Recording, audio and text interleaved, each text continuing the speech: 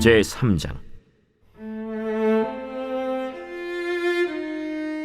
다윗이 헤브론에서 낳은 아들들은 이러하니 맏아들은 암논이라 이스라엘 여인 아히노암의 소생이요, 둘째는 다니엘이라 갈멜 여인 아비가일의 소생이요, 셋째는 압살롬이라 그술왕 달메의 딸 마가의 아들이요, 넷째는 아도니아라 학기스의 아들이요, 다섯째는 스바디아라 아비달의 소생이요, 여섯째는 이드르암이라 다윗의 아내 에글라의 소생이니 이 여섯은 헤브론에서 낳았더라. 다윗이 거기서 7년 6개월 다스렸고 또 예루살렘에서 33년 다스렸으며, 예루살렘에서 그가 낳은 아들들은 이러하니 시므아와 소밥과 나단과 솔로몬 네 사람은 다 암미엘의 딸 바스와의 소생이요, 또 이팔과 엘리사마와 엘리벨렛과 노가와 네벡과 야비아와 엘리사마와 엘리아다와 엘리벨렛 아홉 사람은 다 다윗의 아들이요, 그들의 누이는 다 말이며 이외에 또 소실의 아들이 있었더라.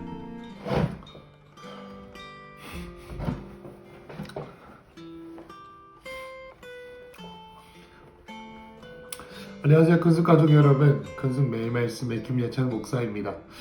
요즘에 묵상하기 참 힘듭니다. 그죠?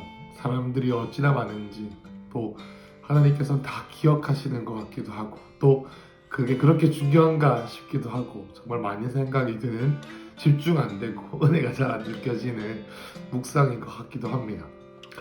여러분, 그런데 이 역사의 흐름 가운데 주님께서 이 모든 것을 해와 달과 별을 말씀의 능력으로 붙들듯이 주님께서 역사의 흐름을 통해 그 말씀 하나하나로 말씀하시는 게 아니라 흐름으로 우리에게 말씀하시는 것을 느끼게 됩니다.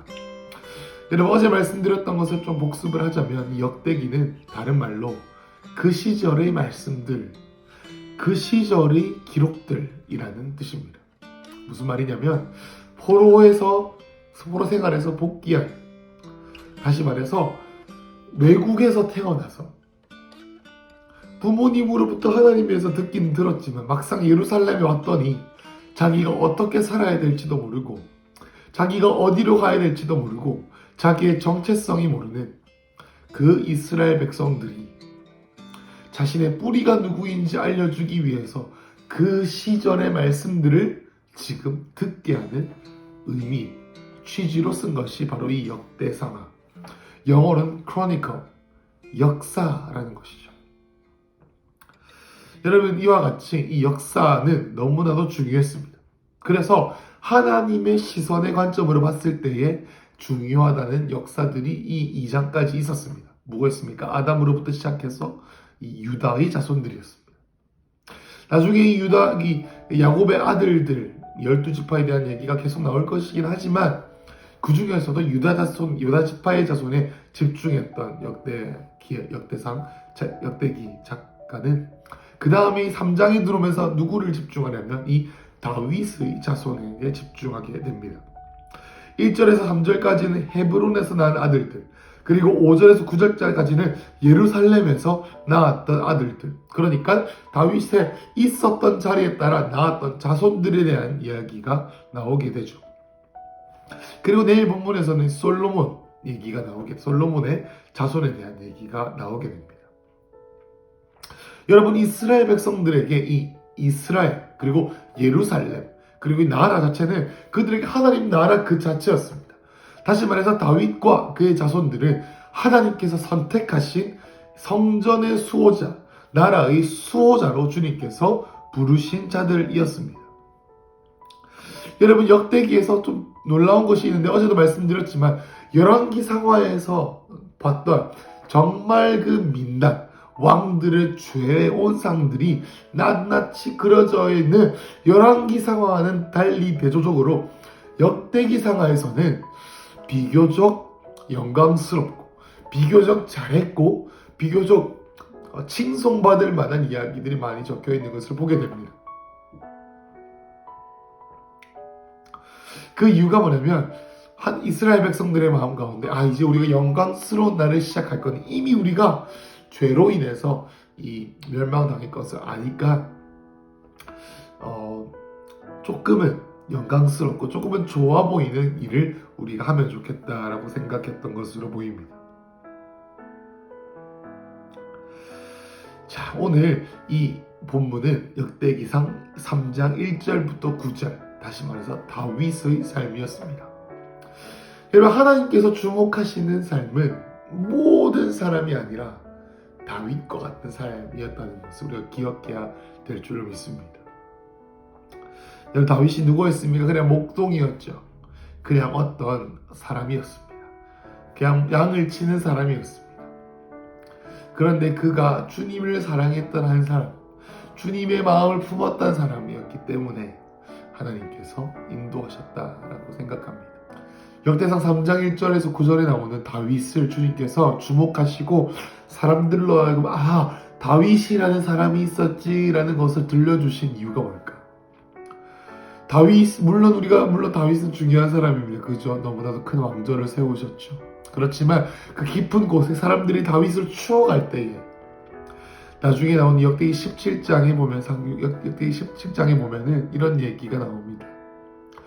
다윗이 울어요, 하루는. 왜 우냐면 주님, 나는 여기 궁전에 있는데 주님은 휘장 아래에 있다는 것을 보고요.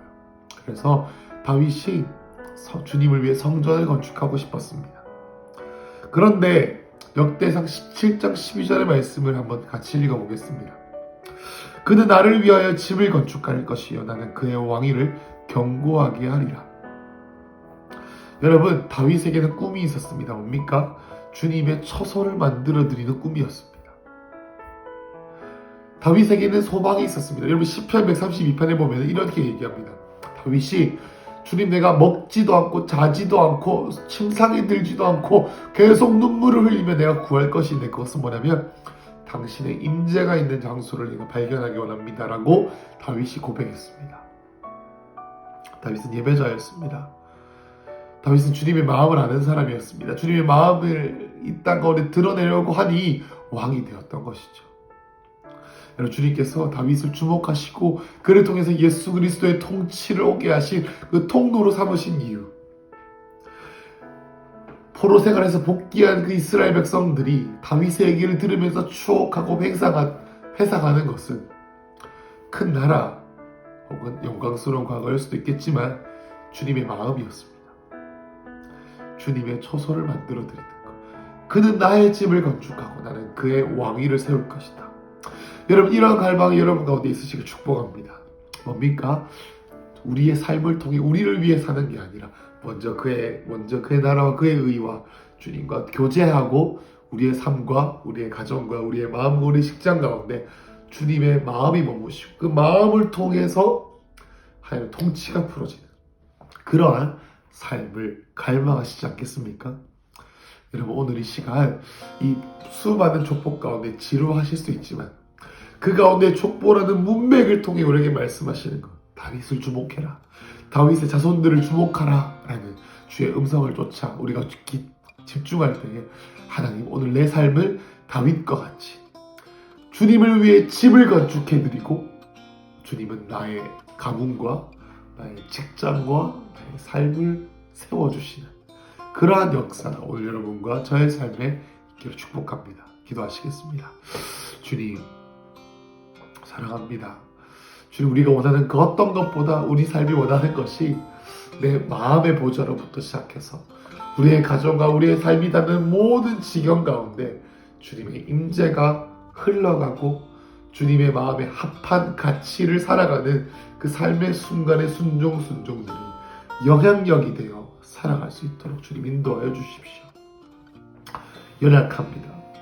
너무나도 연약합니다. 그렇지만 주의 임재가 우리를 강하게 하고 우리가 새롭게 할 것이니 주님, 오늘도 포기하지 않고 주의 임재를 사모하는 하루, 주님의 임재를 만날 때까지, 주님의 사랑하는 얼굴을 볼 때까지 자지도 아니하고 놀지도 아니하고 그저 주님을 사랑하는 그런 하루 되기를 축복합니다.